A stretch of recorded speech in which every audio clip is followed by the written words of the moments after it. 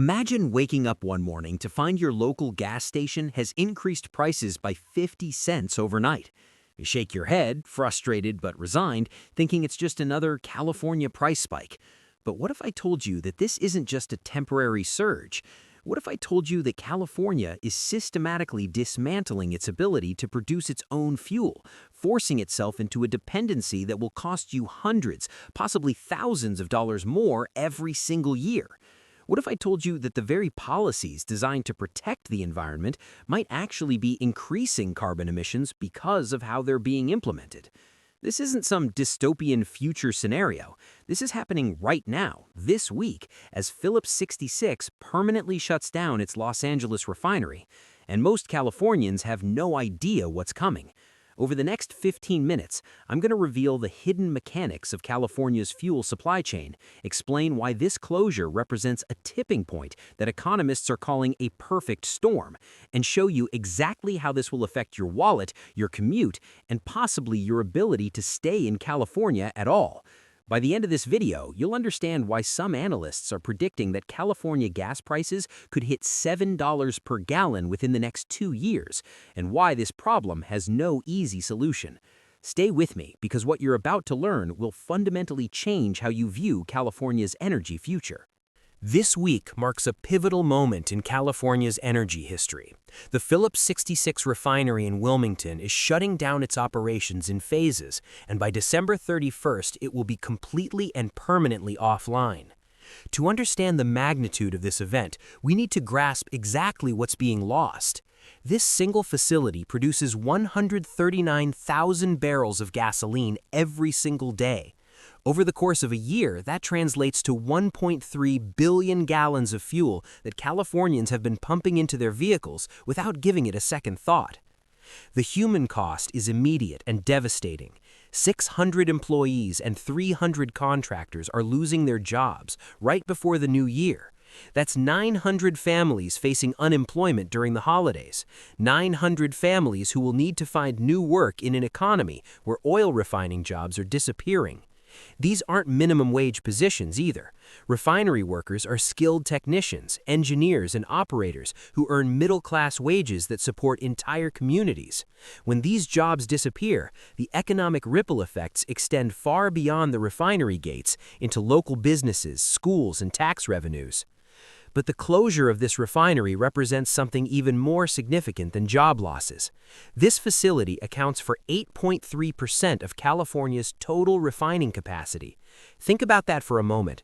With one closure, the state is voluntarily reducing its ability to produce its own fuel by more than 8%.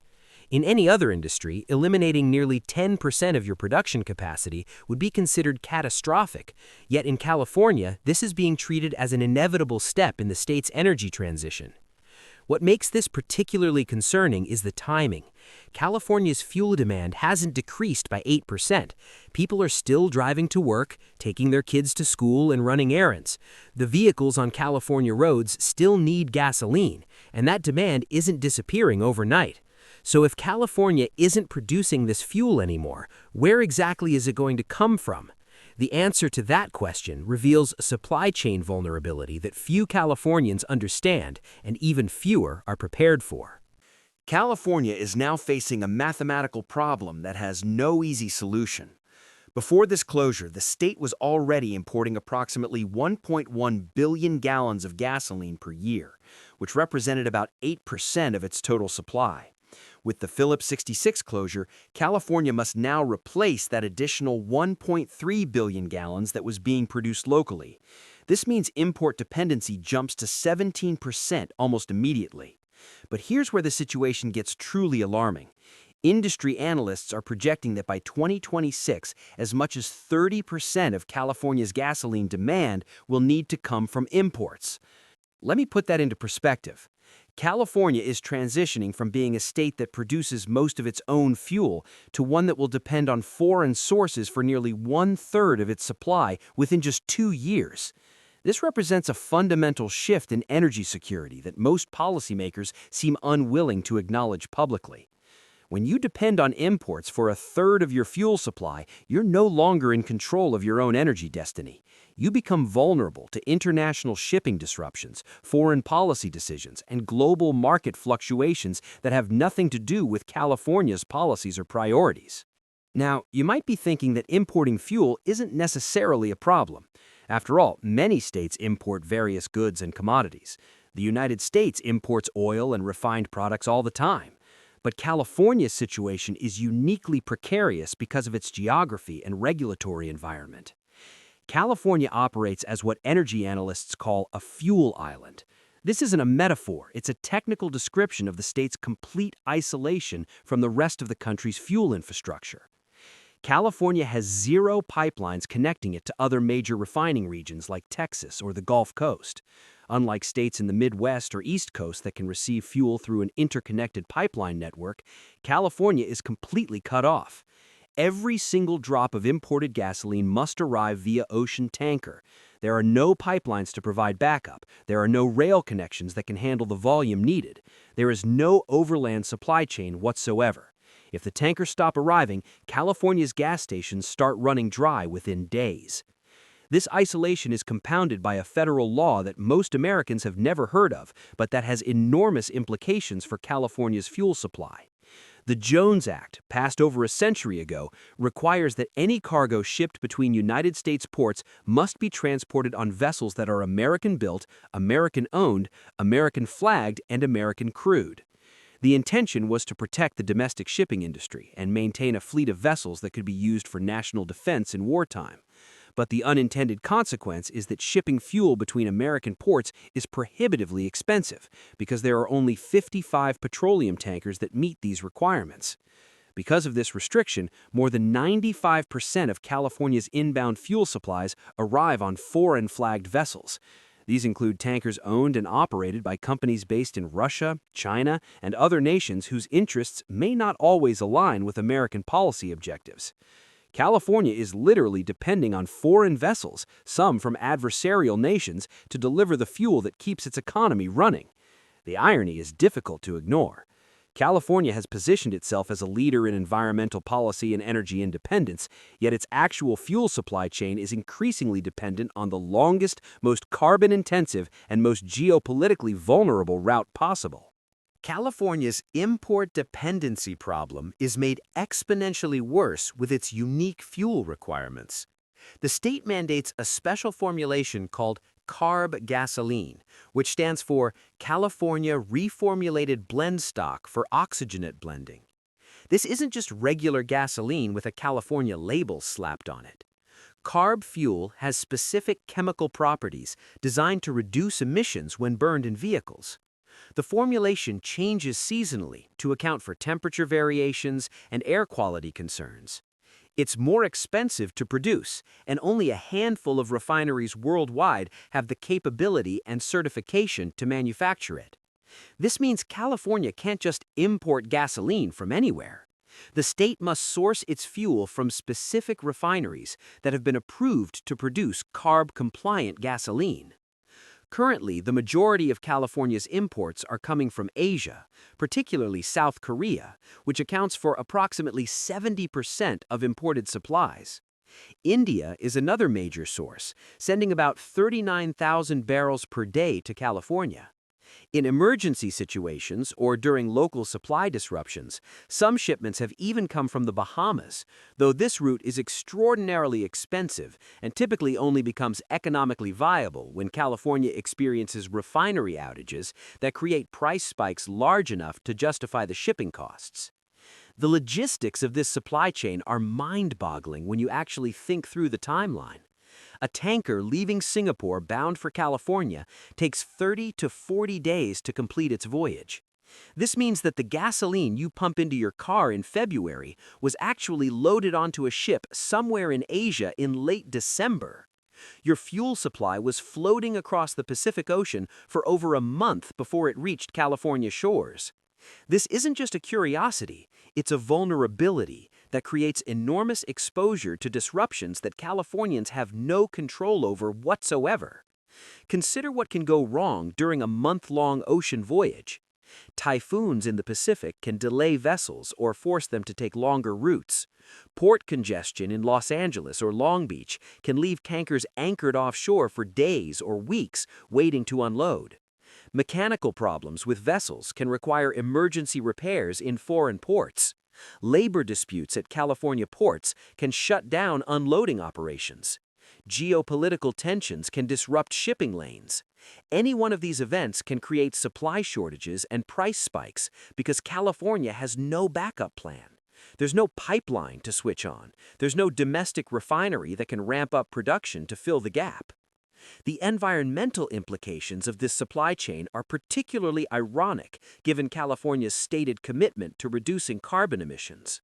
These ocean tankers burn heavy fuel oil, which is essentially the thick, tar-like residue left over after gasoline and diesel have been refined from crude oil. Heavy fuel oil is one of the dirtiest fuels in existence, producing approximately 50% more carbon dioxide per barrel mile than pipelines or rail transport.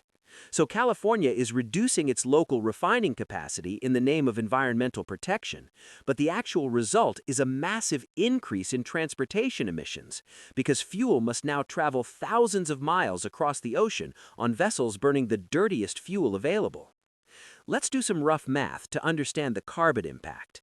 Moving 139,000 barrels per day from Singapore to California instead of producing it locally means approximately 3 million additional barrel miles of transportation every single day. Over a year, that's over 1 billion barrel miles of additional transportation emissions. The exact carbon footprint depends on various factors, but energy analysts estimate this shift adds hundreds of thousands of tons of carbon dioxide to the atmosphere annually, just from the transportation alone. This doesn't even account for the emissions from the foreign refineries producing the fuel, which often operate under less stringent environmental regulations than California refineries did. Now let's talk about what this means for your wallet, because the economic impact of California's refinery closures is already being felt, and it's only going to get worse. In May of 2025, California gasoline averaged $4.68 per gallon, while the national average was $3.12. That's a difference of $1.56 per gallon. This isn't a small variation. This is a 50% premium that Californians are paying compared to the rest of the country. For the average California driver, this price difference translates to real money. Energy economists have calculated that California households already need an extra $600 to $1,000 annually just to pay for gasoline compared to what they would pay if they lived anywhere else in the United States. For a family with two working parents who both commute, that number can easily climb to $1,500 or even $2,000 per year. That's money that can't be saved for retirement, can't be used for their children's education, can't be spent supporting local businesses. It's simply evaporated into higher fuel costs that Californians have no ability to avoid unless they stop driving altogether. As California's import dependency increases, these price differentials are projected to widen even further. When 30% of your fuel must be shipped from the other side of the world, every link in that supply chain adds cost. The foreign refinery charges a premium because they know California has limited alternatives. The shipping company charges more because the voyage is long and California is the only major market that requires CARB gasoline. The terminal operators charge fees for storage and blending. The distribution companies add their markup. By the time that gallon of gasoline reaches your local station, it has accumulated costs that gasoline produced locally would never incur. Some industry analysts are privately predicting that California could see regular gasoline prices hit $7 per gallon within the next 2 years during seasonal peaks or supply disruptions. That might sound alarmist, but consider the trajectory. California prices have already spiked above $6 during refinery maintenance seasons. With less local production capacity and greater import dependency, these spikes will become more frequent and more severe. $7 gasoline isn't a worst-case scenario anymore. It's becoming a realistic projection based on the structural changes happening to California's fuel supply chain. The economic burden falls disproportionately to working-class and middle-class Californians who can't afford electric vehicles or who live in areas without adequate charging infrastructure. If you're a construction worker who drives a truck to job sites, if you're a home healthcare provider who drives to multiple clients throughout the day, if you're a delivery driver or a rideshare operator, or anyone whose livelihood depends on affordable fuel, you're bearing the full weight of these policy decisions. Meanwhile, wealthy Californians who can afford Tesla vehicles or who live in walkable urban neighborhoods with excellent public transit are largely insulated from these price increases. The irony is that the policies ostensibly designed to help the environment are creating a regressive economic structure that punishes those least able to afford it. California's refinery situation represents what energy analysts are calling a perfect storm. And to understand why, we need to look at the historical trajectory. In 1983, California had 40 operating refineries spread throughout the state. Today, there are only 8. That's a reduction of 80% in the number of facilities, though total capacity didn't decline quite as dramatically because some refineries expanded while others closed. Still, the trend is unmistakable. California has been systematically reducing its refining capacity for decades. With the Phillips 66 closure this week, that number drops to 7 refineries. When Valero closes its facility in April of 2026, California will be down to 6. We're talking about losing 2 refineries within 16 months, representing a massive reduction in the state's ability to produce its own fuel. And there's no indication that this trend is going to reverse. If anything, the regulatory environment in California makes building new refineries economically impossible and continuing to operate existing refineries increasingly challenging. Here's where the perfect storm develops. California's refining capacity is shrinking much faster than fuel demand is declining. Yes, electric vehicle adoption is increasing. Yes, fuel efficiency standards are improving. Yes, some Californians are driving less or switching to alternative transportation. But these changes are happening gradually over years and decades, while refinery closures are happening abruptly within months. The math doesn't work. Demand is decreasing at maybe 2 or 3% per year under the most optimistic projections, while supply capacity can drop by 8% in a single week when one refinery closes. This creates a supply-demand imbalance that inevitably results in price spikes. Economics 101 tells us that when supply decreases faster than demand, prices rise. In most markets, those higher prices would incentivize new production to come online. But in California's refining sector, the opposite is happening. The regulatory costs, environmental restrictions, and political uncertainty make new refinery construction impossible. Even maintaining existing refineries requires constant capital investment to meet evolving environmental standards. Companies are looking at this landscape and deciding it makes more economic sense to close facilities and import fuel rather than continue operating in California. State officials have proposed converting some closing refineries into fuel storage facilities to help buffer against supply disruptions. The Valero refinery, scheduled to close in 2026, is being considered for this purpose. But this plan has significant problems. Storage facilities don't create jobs, they don't generate meaningful tax revenue, they don't produce fuel, they simply hold imported gasoline temporarily before it's distributed to gas stations. Local officials have expressed concerns that converting a productive refinery into a storage tank farm represents a net economic loss for the community, even if it provides some marginal benefit to the state's supply security. The fundamental problem is that California is trying to manage an orderly transition away from fossil fuels, but the execution is creating chaos in the interim. The vision might be a future where everyone drives electric vehicles and refineries are no longer needed, but we're decades away from that reality. In the meantime, California has millions of gasoline-powered vehicles on the road, drivers who depend on affordable fuel, and a supply chain that's becoming more expensive, more vulnerable, and more carbon-intensive with each refinery closure. Think of California's fuel system like a remote island resort that used to grow all its own food on local farms. The resort was self-sufficient, the food was fresh, and prices were reasonable because there were no transportation costs. Then, over several decades, the resort management decided to pave over the farms and replace them with luxury condos and parking lots. The land became more valuable for development than for agriculture, so the farms disappeared one by one. Now the resort must import every single meal from thousands of miles away on slow-moving boats because there are no bridges or roads connecting the island to the mainland. If a storm hits or a boat is delayed, the resort guests immediately face food shortages and skyrocketing prices because there's no local production left to fall back on. This is exactly what's happening with California's fuel supply. The state is paving over its refineries, eliminating its ability to produce its own energy, and creating a dependency on the longest, most expensive, and most vulnerable supply chain imaginable. The Phillips 66 closure isn't just another refinery shutting down. It's another step towards a future where California has surrendered control of one of the most fundamental resources required for modern life. Whether you believe this transition is necessary for environmental reasons or you think it's policy madness, the practical reality is the same. You're going to pay more, you're going to be more vulnerable to supply disruptions, and you're going to have less control over your own economic future. That's the perfect storm, and it's already here.